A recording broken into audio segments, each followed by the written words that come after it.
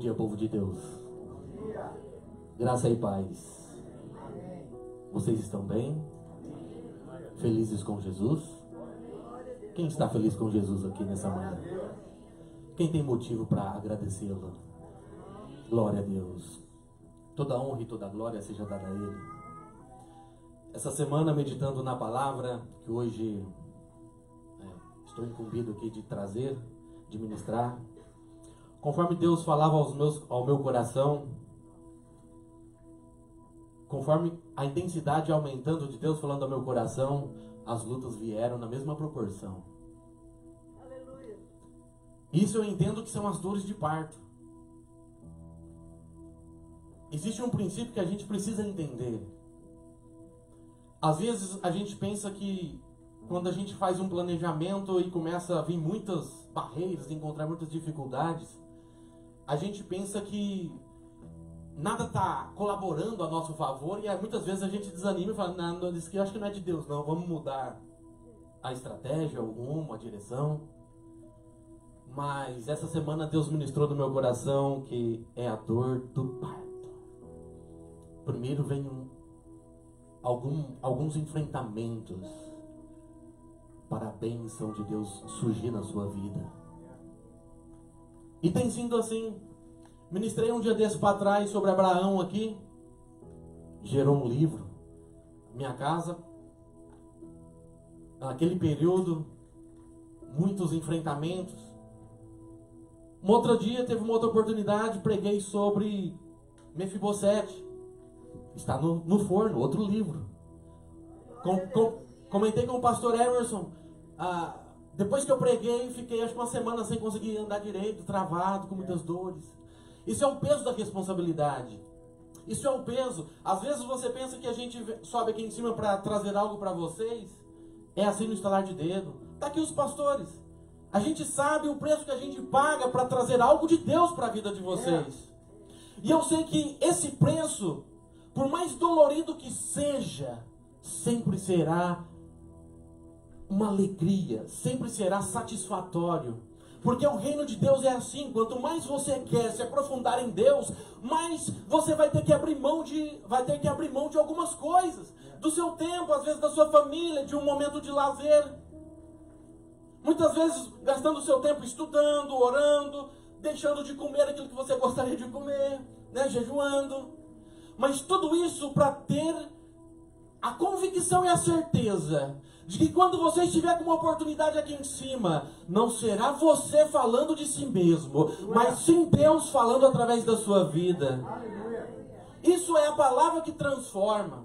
Isso é a palavra que faz o reino de Deus se fortalecer. Poderia muito bem chegar aqui, nós pastores, e entreter vocês por meia hora, 40 minutos, contando uma história da Bíblia, falando algo que vai massagear o seu coração, aquilo que você quer ouvir. Mas eu tenho a certeza e a convicção que não é bem assim o desejo de Deus. Deus quer que nós sejamos representantes dele e porta-voz da vontade dele para o seu povo.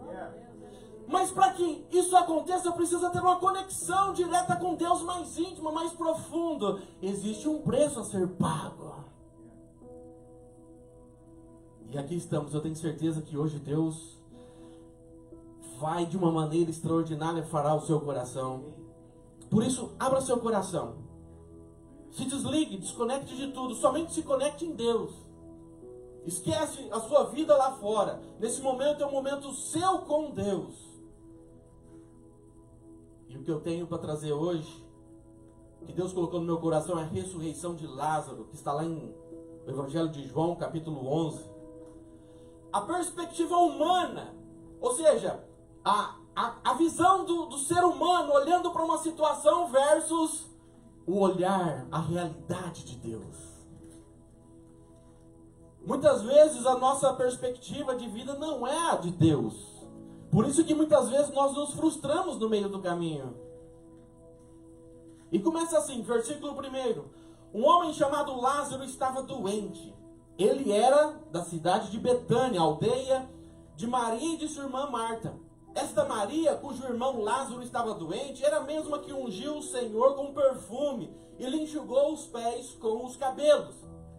Então percebemos que essa família que está passando por um problema é uma família de intimidade com Jesus, uma família conhecida de Jesus, uma família que tem ali um relacionamento com Ele. Por isso, versículo 3, as irmãs de Lázaro mandaram dizer a Jesus: aquele que tu amas está doente. Deixa eu te falar uma coisa. Por ter intimidade, existe uma segurança em fazer uma petição. Existe uma intimidade, por isso te dá uma liberdade de você pedir um socorro. Não é assim? Quantas vezes as coisas se apertam para nós e a gente precisa de um socorro, a quem nós vamos recorrer? Humanamente falando, aquelas pessoas no qual nós temos uma confiança, temos uma intimidade, uma liberdade de chegar, ou me emprestam dinheiro, ou me ajuda nisso daqui, naquilo outro. Sim ou não? Com Deus não é diferente. Aqueles que são amados do Senhor também passam por provações. Não é porque você tem relacionamento com Ele, que você ama a Deus, que Deus te ama, que você está isento, né? Blindado de passar por alguns momentos na vida. Não, não é assim. E essa família de intimidade com Ele está passando por um momento complicado. Existe uma enfermidade na família. Versículo 4. Jesus, ao receber essa notícia, ele disse assim: essa doença não é para a morte. O que Jesus disse? Essa doença não é para... não é para a morte, mas para a glória de Deus, a fim de que o Filho de Deus seja glorificado por meio dela. Ei, Deus permite algumas coisas para que a glória dele seja manifestada e o nome dele seja engrandecido. Vai entendendo aí? Às vezes queremos que as coisas aconteçam do nosso jeito, mas Deus fala: opa, essa é a tua perspectiva, essa é a tua forma de encarar as coisas. Com Deus é diferente. Ele sabe de todas as coisas. A gente precisa ter isso em mente, que Deus é sabedor de todas as coisas. Então Ele sabe até que ponto você aguenta passar por uma situação e até que ponto já é o limite para Ele entrar em ação. Amém? Versículos 5 e 6 diz assim: ora, Jesus amava Marta e a irmã dela, também a Lázaro. Quando soube que Lázaro estava doente, ainda se demorou 2 dias no lugar aonde ele estava. Sabe por que ele demorou ainda 2 dias lá? Porque ele sabe o tempo certo de entrar em ação. Ele sabe o tempo certo de assumir a causa. Diga assim: Deus está no controle. Por mais difícil que esteja a situação, Deus continua no controle. Amém? Deus seja louvado. Na sequência dos fatos, versículos 7 e 8. Depois disse aos seus discípulos: vamos outra vez para a Judeia. Os discípulos disseram: mestre, ainda há pouco os judeus queriam apredejá-lo, e o Senhor quer voltar para lá? Deixa eu te falar uma coisa, gente. Jesus sempre voltará aonde for necessário, enfrentando o que for necessário, para encontrar novamente com os seus, para restabelecer as coisas e voltar ela para os seus devidos lugares.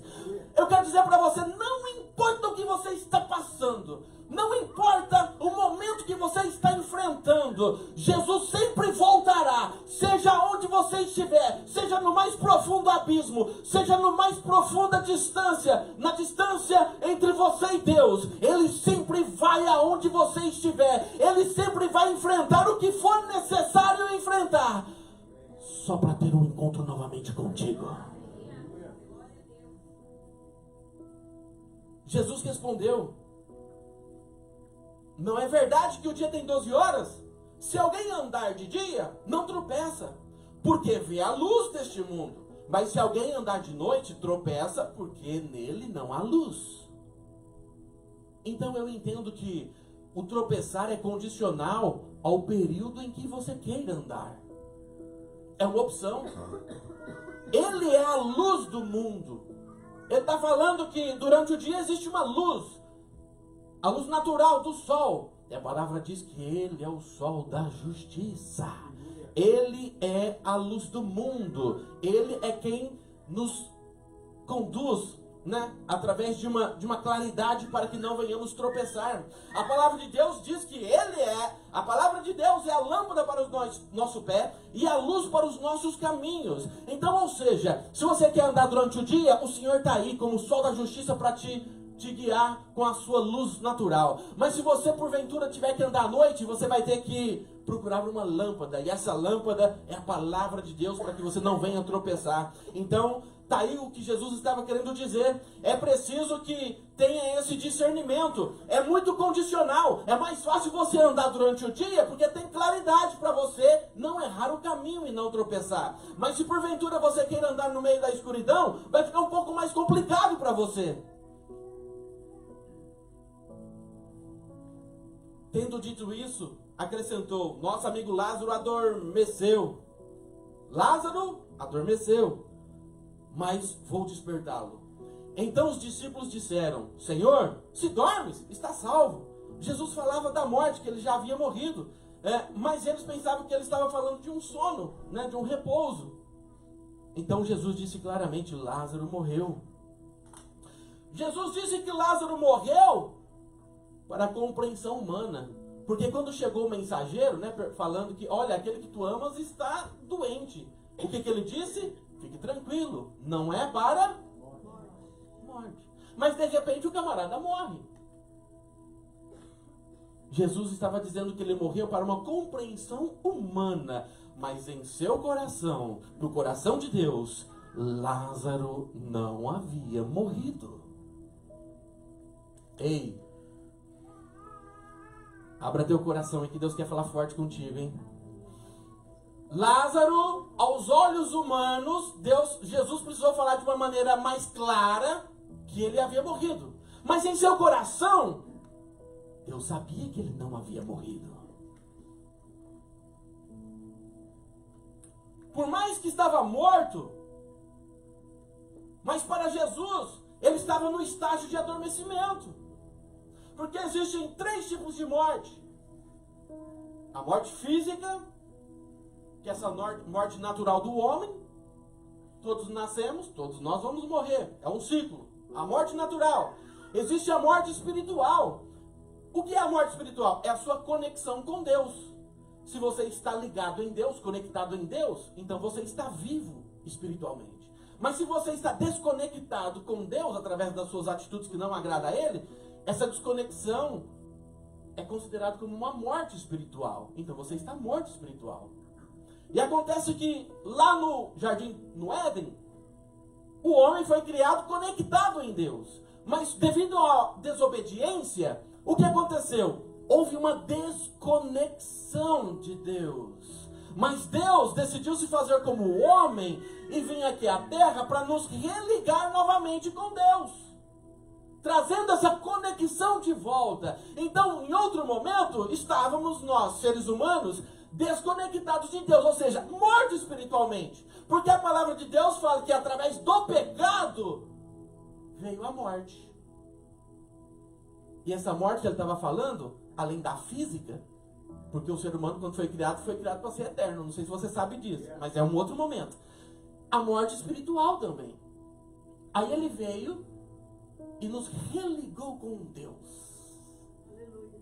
E existe a morte eterna, que é o estado último do ser humano da condição espiritual. Se você, quando findar as coisas, Jesus voltar, por exemplo, e você estiver conectado em Deus, então você vai viver eternamente. Mas se quando ele voltar, por exemplo, ou chegar o seu dia da sua morte natural, e você, porventura, estiver desconectado com Deus, é morte eterna.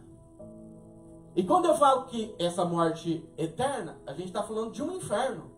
Vai passar uma eternidade no inferno. Algo que não foi criado para o ser humano. Mas é uma opção sua. Mas se você todavia estiver conectado nele, no seu último momento, então você passará a sua eternidade ao lado do seu Deus. Tudo é questão de entendimento.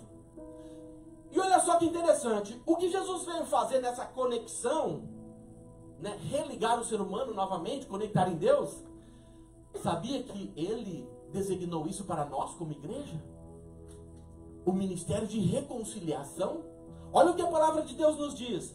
Portanto, se alguém está em Cristo, nova criatura é. As coisas antigas se passaram, e eis que surgiram novas coisas.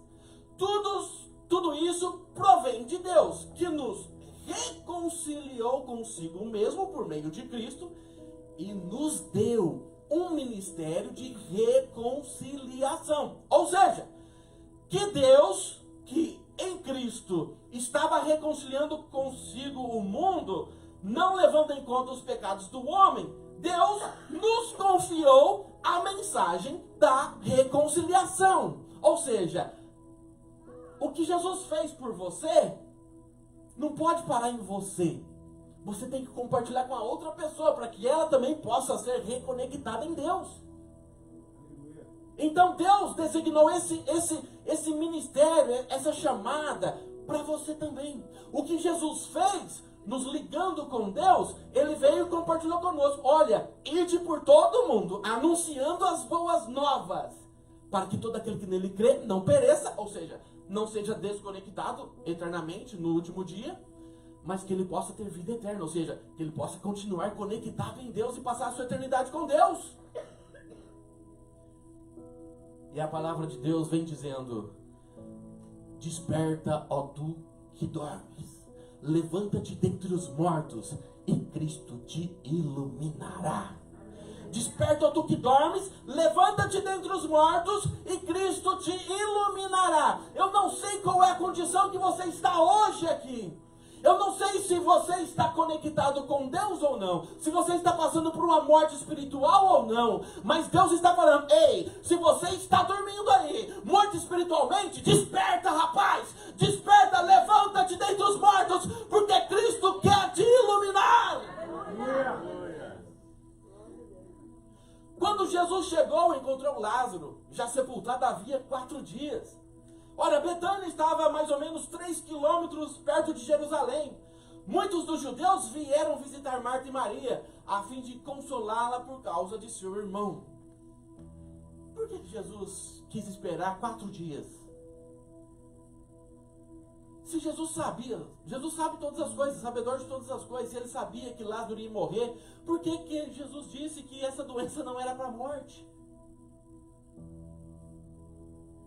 Imagino eu, Lázaro dia após dia ficando complicado ali na sua saúde, e ia chegar: olha, acho melhor nós chamar o mestre, porque ele pode fazer alguma coisa.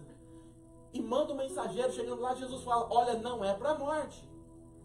E esse mensageiro volta tranquilo. Chegando lá, as irmãs talvez apavoradas, porque Lázaro estava piorando dia após dia. Olha, o mestre mandou dizer para ficar tranquilo, que essa doença não é para a morte. Mas aí passa um dia, aí daqui a pouco Lázaro começa a piorar mais ainda. E aí já começa um confronto entre as irmãs. Mas o mestre falou que não era para a morte. Jesus falou que não era para a morte. De repente Lázaro morre.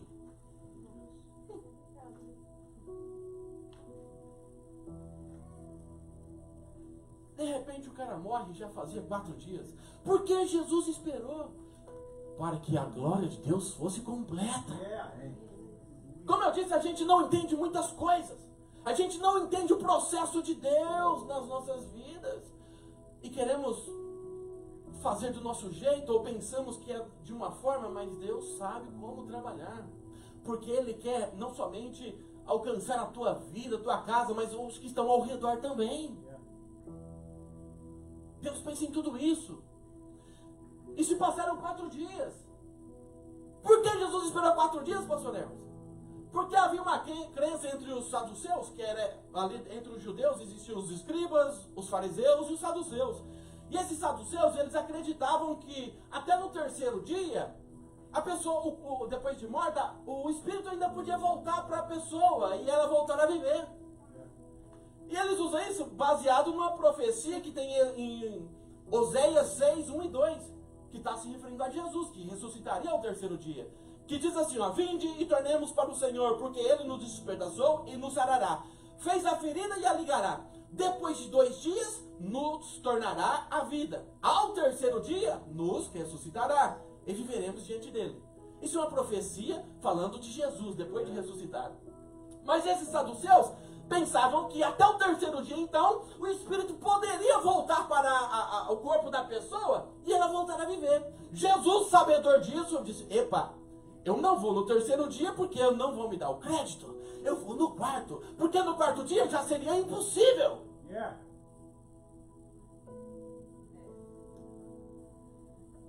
E a gente está pensando que Deus não sabe o que faz. Muitas vezes pensamos que Deus não sabe o que está fazendo e queremos tomar o controle. Você pensa que a bênção é só para você, para tua casa, e Deus está falando: não é só para você e para tua casa, é para você, para tua casa e para aqueles que estão ao redor, para que todos possam ver que a glória é minha, que o poder é meu, que eu estou no controle, que eu não erro, que eu não falho. Versículo 20. Marta, quando soube que Jesus estava chegando, foi ao encontro com ele. Maria, porém, ficou sentada na casa. Veja só, 2 irmãs que estavam ali, certamente aborrecida, triste, perdeu um ente querido, um irmão. E quando soube que Jesus estava se aproximando, uma decidiu sair ao encontro dele, a outra decidiu ficar ali tranquilona na casa dela.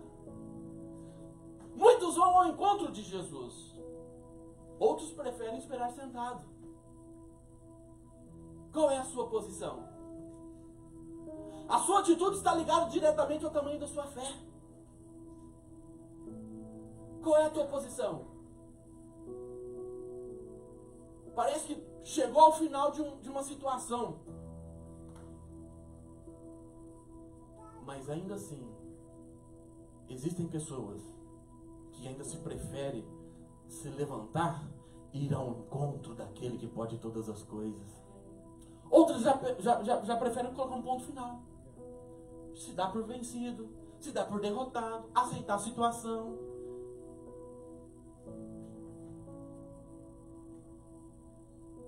Então Marta disse a Jesus, a que foi correndo ao encontro dele: Senhor, se o Senhor estivesse aqui, meu irmão não teria morrido. Em outras palavras: Senhor, o Senhor é Deus, pode todas as coisas, e no Senhor não há mentira. O Senhor falou que o meu irmão não iria morrer e ele morreu. Se o Senhor estivesse aqui, ele não teria morrido.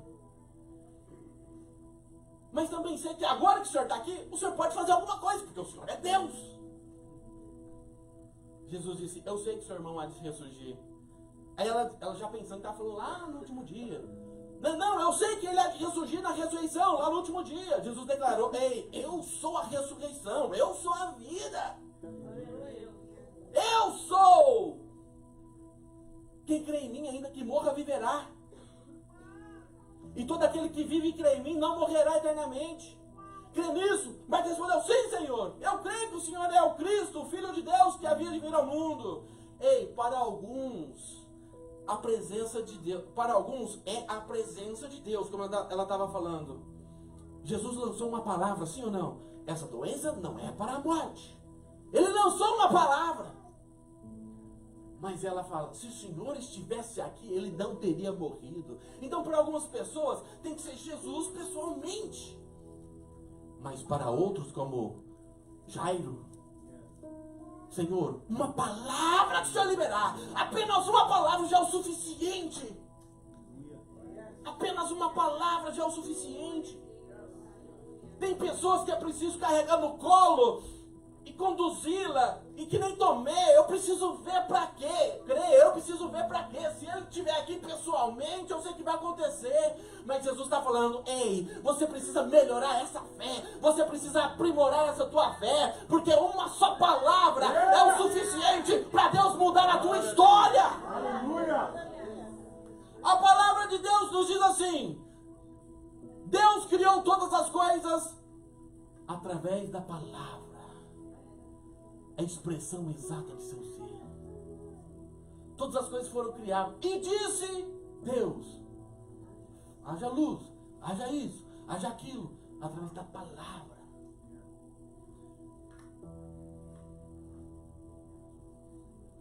Jesus Ele reina sobre a morte. Ele é a fonte da vida. Então tudo está nele. Paulo diz que todas as coisas foram criadas nele. O universo, as coisas, tudo que existe foi criado nele. É nele, foi criado nele. Então a vida está nele, a morte está nele, tudo está no seu controle. Aleluia! Na sequência, depois disso, Marta foi chamar Maria, que ficou sentadona na casa, e disse em particular: ei, o mestre chegou e está te chamando. O mestre quer te ver. O mestre chegou e está te chamando. Eu quero te falar uma coisa. Aonde Jesus chega, a atmosfera transforma. Aonde ele chega, as coisas começam a ficar diferentes. O ambiente muda. O fogo desce, a glória de Deus se manifesta, o sobrenatural acontece. Onde Jesus chega, ele deixa sua marca. Ele deixa sua marca. Seja a marca da promessa, seja da vitória, da conquista, da abundância, da transformação. Eu quero dizer para você que quando Jesus chega em um ambiente, as coisas não ficarão jamais no mesmo jeito, mas ele vem e muda a trajetória, ele conserta, ele volta as coisas para os lugares, e Deus está mandando te dizer nessa noite: ei, eu cheguei e estou te chamando! Quando Marta ouviu isso, levantou-se depressa e foi com ele. Aqui temos aqui uma analogia. Levantar-se significa posicionamento. Então Marta estava lá, toda triste, abatida, já dando por... acabou, chegou o final. Ela recebe essa notícia, e a primeira atitude dela foi levantar, ou seja, posicionamento. Você precisa ter uma posição, tomar uma posição na tua vida. Ou você vai se conformar prostrado, ou então você vai dar um pulo e se levantar, não se conformando com a situação. Levantou-se e não foi só levantar, foi levantar depressa. Esse depressa significa uma necessidade de urgência.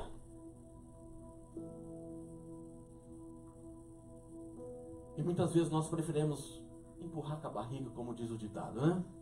Vai jogando para debaixo do tapete, até chegar ao ponto do copo transbordar, de não ter mais jeito, não ter mais solução, de eu não poder mais olhar para a cara do outro.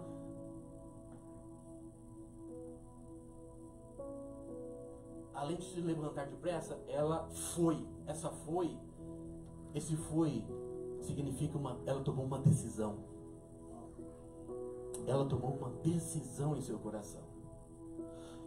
O que o Espírito Santo ministrou no meu coração foi: esse levantou-se e foi depressa dela, em outras palavras, é uma postura de ação decisiva, apropriada para aqueles que tenham uma urgência.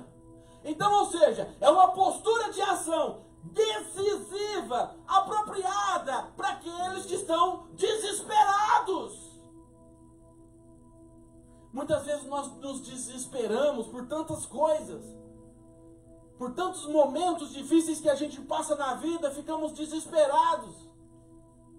E Deus só está falando para você: ei, levanta-te, coloca-te de pé e depressa, porque eu quero ter um encontro com você, eu quero te alinhar com os meus propósitos, eu quero te alinhar nessa situação que você acha que já chegou ao seu fim, que já é o seu ponto final, mas Deus está falando: isso não é um ponto final, é apenas uma vírgula, porque a tua história vai continuar, não chegou o seu fim.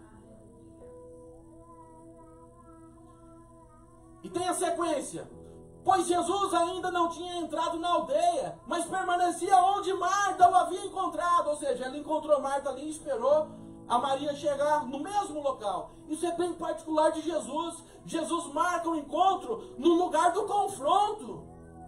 Aonde ele foi confrontado, a pessoa foi confrontada, é ali que ele marca novamente. E, por exemplo, Pedro, quando Jesus encontrou Pedro e disse para ele: Pedro, a partir de hoje não será mais pescador de peixe, mas de alma. Foi na beira de um rio, de um barco. Depois que Jesus ressuscitou e foi morto, Pedro deu lá aquela duvidada no seu coração e voltou para o mesmo lugar, voltou a pescar. De repente, ele pescando lá, e ele viu alguém lá na praia, e essa praia era Jesus que estava esperando ele. E quando disse: Pedro, tu me amas? Sim, Senhor.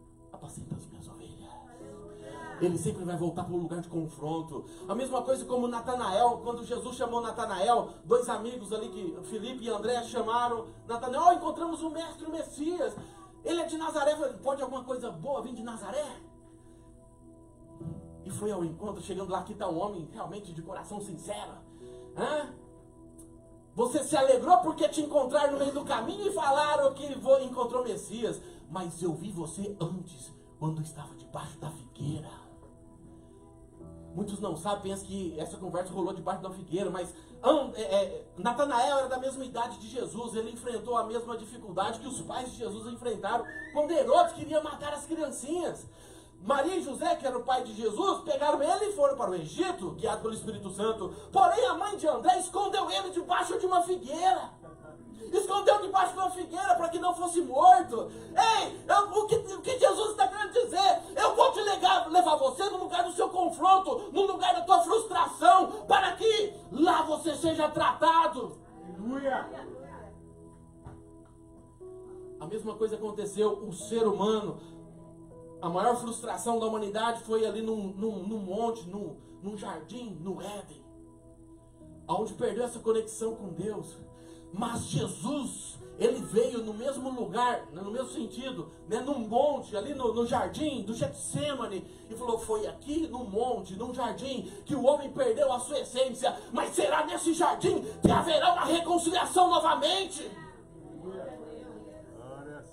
Deus vai te encontrar no lugar da ferida. Como psicanalista, na psicologia, a gente sempre usa esse tratamento para as pessoas, né, se libertar de alguns traumas, de alguma coisa, de algum transtorno, de algum bloqueio que aconteceu na vida dela. A nossa função é levar a pessoa lá naquele lugar, no lugar da ferida, da dor, do sentimento, para que ela possa entender e compreender os fatos, para que possa ser liberta. E é assim que Deus trabalha. É dessa maneira. Os judeus que estavam ali, com Maria, na sua casa que consolava, vendo ela se levantar depressa e sair, seguiram-na, pensando que ela ia ao túmulo chorar. Mas na verdade ela foi ter um encontro com Deus. O que a palavra de Deus está querendo dizer aqui, que Jesus ministrou no meu coração: as pessoas não precisam saber do seu destino. Não importa o que as pessoas pensam sobre você, o importante é o que Deus pensa de você. Ai, fulano vai para tal lugar, fulano está fazendo isso. Não importa. Queira saber qual é a boa, perfeita e agradável vontade de Deus para a sua vida. Na sequência, quando Maria chegou aonde Jesus estava, ao vê-lo, lançou aos seus pés, dizendo: Senhor, a mesma história, se o Senhor estivesse aqui, meu irmão não teria morrido. E ali, Jesus viu, ela chorava. E os judeus que saíram correndo ao encontro dela também choraram ali comovidos. E Jesus se agitou no espírito e se comoveu. Perguntou: onde o puseram? Eles respondeu: Senhor, vem ver. Jesus chorou. Lançaram aos seus pés o que essa mulher fez, sinal de rendição, de súplica, de sinceridade, de reconhecimento que talvez agiu de forma faltando fé. Era como se Maria estivesse dizendo: o Senhor é que é Deus e nunca erra. Disse que não era para a morte e ele morreu. E ali o povo chorava. E o choro não foi o que moveu o coração de Jesus, que fez ele se comover. Porque o choro não move a mão de Deus. O choro nada mais é uma manifestação da emoção. Você pode chorar de alegria, chorar de tristeza, de remorso, de vários sentimentos. Mas o que comoveu Deus, ali Jesus, o que comoveu ele na sinceridade, foi o que? a sinceridade daquele coração aberto. Isso sim move o coração do Todo-Poderoso. É a sinceridade, um coração contrito, no qual você fala com verdade, com sinceridade. E ela disse: Senhor, vem ver. É um convite para Jesus entrar na causa. Vem ver. Muitas vezes nós precisamos dizer isso para Deus: Jesus, vem e vê o que está acontecendo na minha vida. Vem e vê o que está acontecendo na minha casa. Vem e vê, ou seja, dar uma liberdade para Ele examinar a situação. E a reação de Jesus, no seu momento, é sentir a sua dor. A reação de Jesus diante de você é ter os mesmos sentimentos que você tem. Ou seja, se colocar no seu lugar, que é já natural de Jesus. Ele já fez isso em outro momento. Se colocou no seu lugar, porque era para você, era para nós, seres humanos, ter morrido e pagado um preço de condenação. Mas Ele já tinha se colocado no nosso lugar. Então eu quero dizer para você que Jesus entende a sua dor. Jesus, quando foi levado para ser tentado no deserto, ali a Bíblia cita três tentações, mas na verdade Jesus passou 40 dias sendo tentado. Todo tipo de tentação, todo tipo de proposta Ele sofreu. Então tudo isso que você sente hoje na pele, Jesus também sentiu, mas Ele decidiu fazer a vontade do Pai, para que você hoje tivesse uma conexão direta com Deus. Ele sabe se colocar no seu lugar. Então nunca diga que Deus não te entende. Nunca diz que Deus te abandonou. Nunca diga que você está esquecido. Porque Ele entende as suas dores. Mas eu quero dizer para você, além de entender as suas dores, Ele ainda está no controle.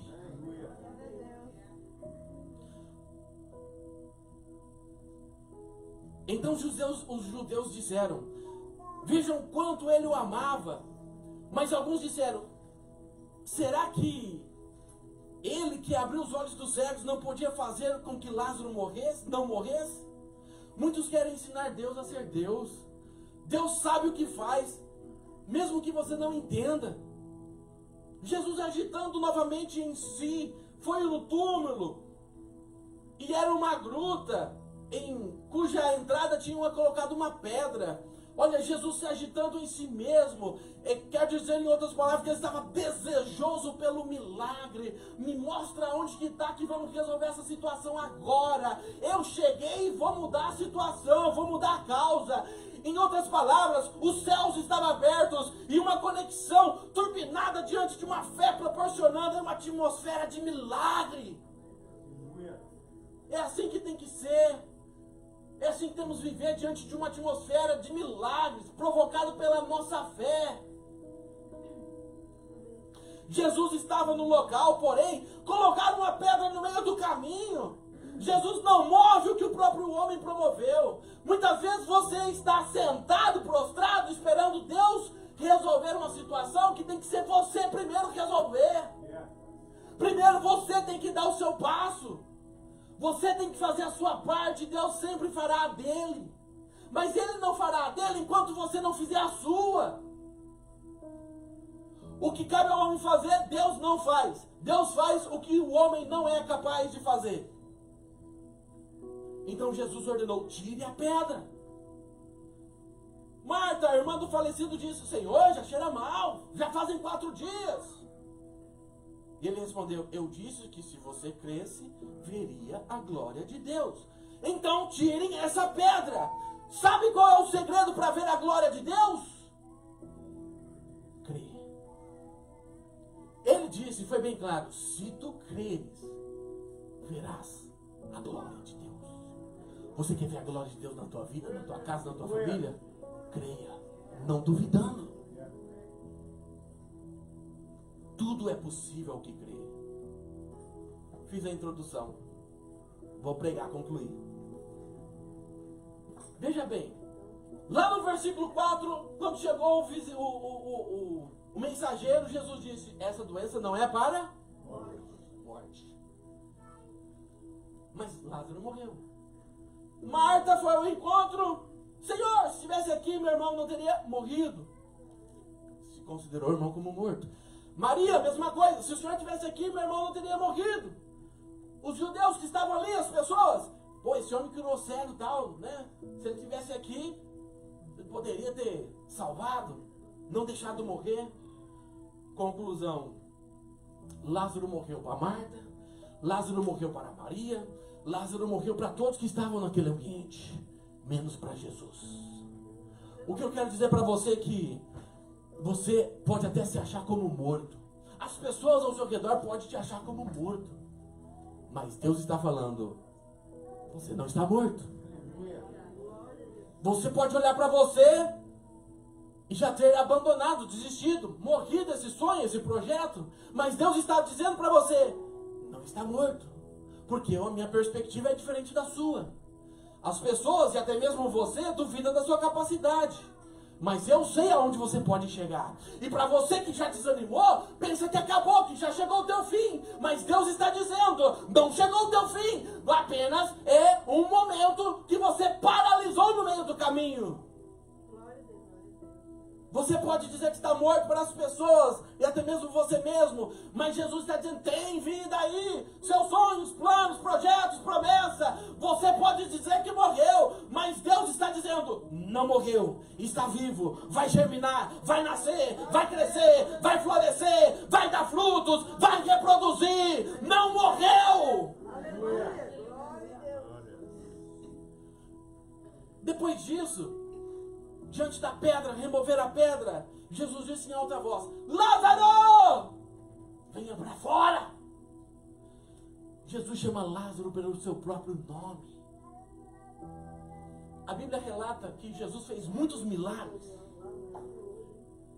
Alguns, nem todos, estão registrados na Bíblia, porque João fala que se todos os milagres que Jesus fez fossem escritos, não teria papéis, livros o suficiente para fazer.